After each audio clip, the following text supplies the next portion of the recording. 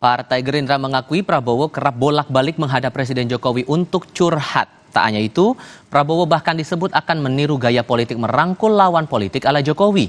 Lalu bisakah Prabowo kelak memimpin negara tanpa bayang-bayang Jokowi? Kami diskusikan bersama dengan para narasumber. Bergabung saat ini Ketua Umum Relawan Prabowo Mania 08 Immanuel Ebenezer dan Direktur Eksekutif Carta Politika Yunarto Wijaya. Selamat sore semuanya, apa kabar?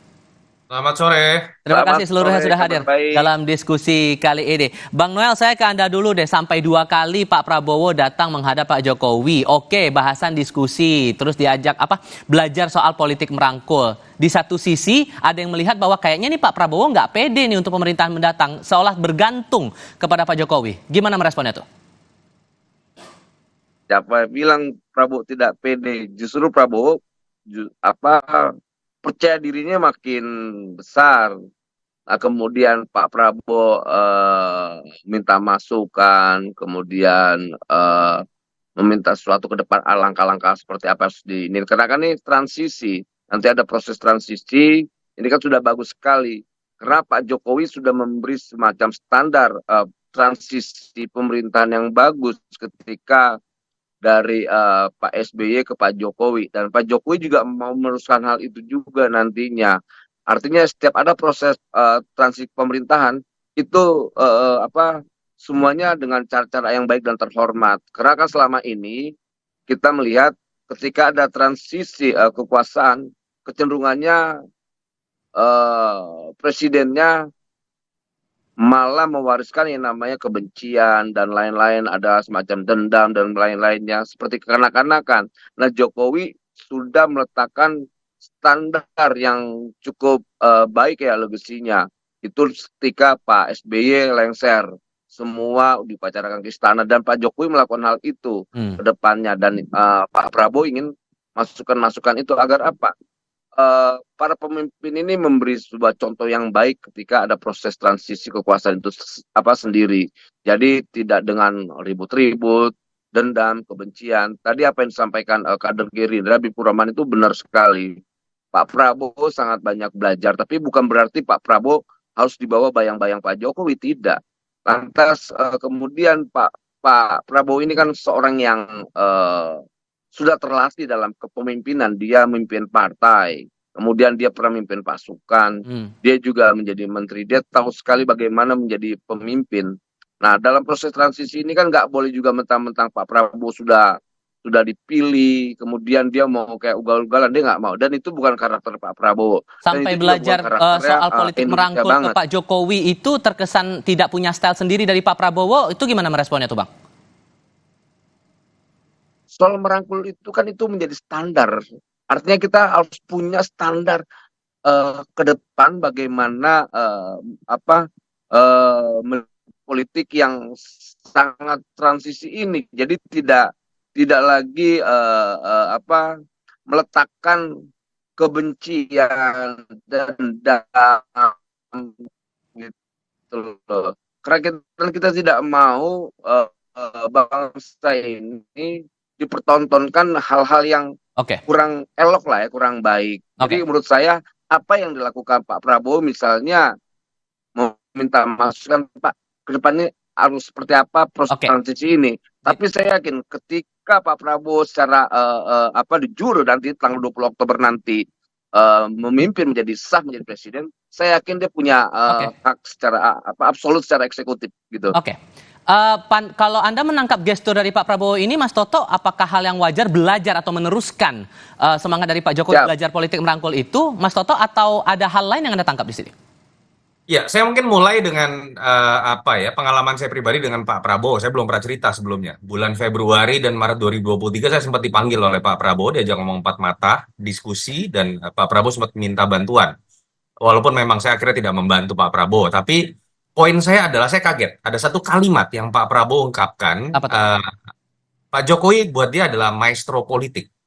Dan panjang lebar di pertemuan pertama saya 3,5 jam. Jadi perbincangan sekitar 1 jam itu berbicara mengenai bagaimana beliau belajar dari Pak Jokowi. Itu jauh ya, setahun sebelum pemilu. Saya terus terang agak kaget. Tadinya mencoba menangkap apakah ini sebuah cara mendekati Jokowi saja, mendapatkan endorsement. Tapi terus terang saya harus objektif, walaupun saya tidak mendukung Prabowo. yang diungkapkan oleh Pak Prabowo terlihat sekali ada kekaguman terhadap Pak Jokowi dalam konteks cara dia berpolitik dan kalimat politik merangkul itu keluar gitu ya. Hmm. Jadi saya percaya ini berawal dari sebuah upaya untuk meningkatkan diri sendiri, melihat stabilitas politik, gaya berpolitik yang muncul dari seorang Jokowi. Tidak pernah kalah loh Jokowi sebagai seorang politisi. Bahkan ketika kontroversial muncul anaknya maju, dilihat dalam konteks misalnya yang negatif, termasuk saya sering kritik. Jadi saya melihat ini niatnya positif. Nah, dan dalam proses transisi yang waktunya paling lama sepanjang sejarah Pilpres kita, sekitar 8 bulan, ini hal normal. Hmm. Tapi catatannya apa sih? Kenapa kemudian orang mengatakan jangan sampai Prabowo menjadi bayang-bayang? Ada yang harus di-underline. Ini bukan tentang apakah Pak Prabowo tidak boleh sering konsultasi ke Pak Jokowi atau tidak. Sekarang ataupun nanti setelah dilantik. Hmm. Bebas dia mau diskusi dengan adiknya bernama Hasyim, mau diskusi dengan Pak Jokowi sebagai mantan presiden, mau diskusi dengan Pak SBY sebagai mantan presiden, itu sah dilakukan. Yang tidak boleh adalah ide-ide untuk menempatkan seorang mantan presiden itu menjadi bayang-bayang dari presiden terpilih. Contohnya apa? Seperti yang sempat muncul dari ide misalnya teman-teman PSI, seperti Pak Jokowi menjadi ketua koalisi, beyond di atas partai-partai, atau ide lain ketika menjadi super minister, mencontoh seperti apa yang terjadi pada Lee Kuan Yew di Singapura. Termasuk Tidak ide dari bisa. Bang Marwarar bilangnya Jokowi diusulkan jadi penasihat khusus Prabowo Gibran, itu juga termasuk? Penasehat khusus kalau dalam konteks seperti apa yang ada sekarang, itu sah-sah saja. Kita sudah punya badan penasehat begitu ya. Tetapi kalau kemudian ada yang menyebutkan misalnya seperti super minister, mencontohkan seperti misalnya apa yang terjadi pada Singapura dengan Lee Kuan Yew. Tidak bisa. Lee Kuan Yew bisa menjadi super minister karena sistem parlementer memungkinkan. Karena kepala pemerintahan seperti Lee Hsien Loong sekarang, atau Goh Chok Tong dulu, itu tidak menjadi kepala negara. Di dalam sistem presidensial, presiden terpilih siapapun itu, dia harus dihormati kepala pemerintahan sekaligus kepala negara. Tidak boleh kemudian kita atur-atur sedemikian rupa bikin jabatan baru yang menempatkan presiden seakan-akan ada bayang-bayangnya. Hmm. Itu yang menurut saya harus dijaga. Jadi kita hormati persahabatan Pak Jokowi dengan Pak Prabowo, bahkan ketika sudah jadi presiden sering akan bertemu dan meminta masukan, saya pikir normal dalam konteks continuity ya, apalagi dalam proses baru menjadi presiden, berminta konsultasi kepada presiden dianggap berhasil selama 10 tahun. Tapi jangan kemudian kotak-katik aturan kita, undang-undang kita, termasuk sistem tata negara kita yang menempatkan presiden terpilih itu seutuhnya adalah satu-satunya pemimpin. Tapi kalau kemudian itu dikaitkan dengan adanya dugaan ketergantungan antara Pak Prabowo dengan Pak Jokowi begitu untuk kepemimpinan berikutnya lewat pertemuan 2 kali di istana itu, apakah itu bisa diartikan hal yang sedemikian? Saya pikir tidak ya. Kita sulit untuk menerka apakah Pak Prabowo dengan manuver-manuvernya, pertemuan-pertemuannya sekarang itu bisa dianggap sebagai bayang-bayang dari Pak Jokowi. Tidak bisa, karena sekarang memang presidennya masih Pak Jokowi. Dalam 7 bulan ke depan, kita pasti akan melihat banyak sekali pengaruh Pak Jokowi dalam konstelasi politik, koalisinya 02, dalam pertemuan-pertemuan politik, termasuk dalam isu penentuan kabinet. Tetapi yang bisa dinilai sesungguhnya adalah momen ketika nanti Pak Prabowo sudah dilantik. Di situ Pak Jokowi adalah mantan presiden yang tidak punya wewenang apapun.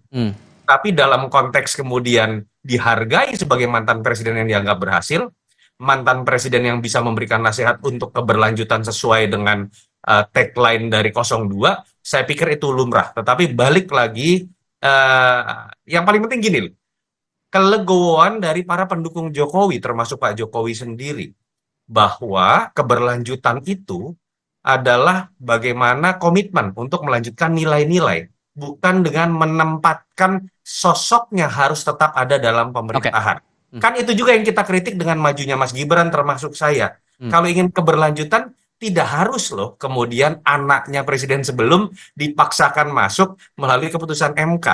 Kenapa tidak percaya saja dengan calon presiden yang di-endorse akan melakukan keberlanjutan? Itu juga yang menurut saya harus ditempatkan sebagaimana mestinya ketika nanti Pak Prabowo sudah berkuasa dan dilantik.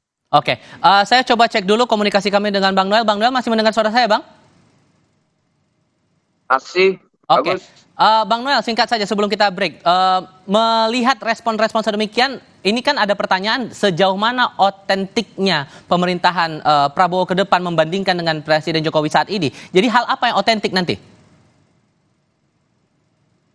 Yang terlihat itu ketika kekuasaan eksekutif itu tanggal 20. Kalau sekarang kan kita belum bisa menilai. Tapi saya punya keyakinan bahwa Pak Jokowi atau Pak Prabowo itu sosok orang yang punya gagasan, punya ide, punya segala-galanya. Artinya saya tidak terlalu mengkhawatirkan bahwa opini publik tentang bahwa Pak Prabowo itu masih di bawah bayang-bayang Pak Jokowi. Dan saya yakin sekali bahwa ketika hak eksekutif itu benar-benar penuh diambil oleh Pak Prabowo, persoalan Pak Jokowi yang sebagai mantan, persis apa yang disampaikan Toto tadi. Jadi ya kita bisa menilai ketika sudah secara definitif Pak Prabowo dilantik. Itulah kira-kira, Mas. Oke, jadi bagaimana kemudian bentuk pemerintahannya nanti dan skemanya bakal bagaimana nanti yang akan disusun oleh Pak Prabowo Subianto, termasuk yang dilakukan dalam beberapa waktu terakhir ini, apakah juga sudah masuk dalam membahas kabinet dan lain-lain sebagainya. Tapi jawabnya nanti ya Bang Noel, kita akan lanjutkan lagi diskusi usai jeda berikut ini.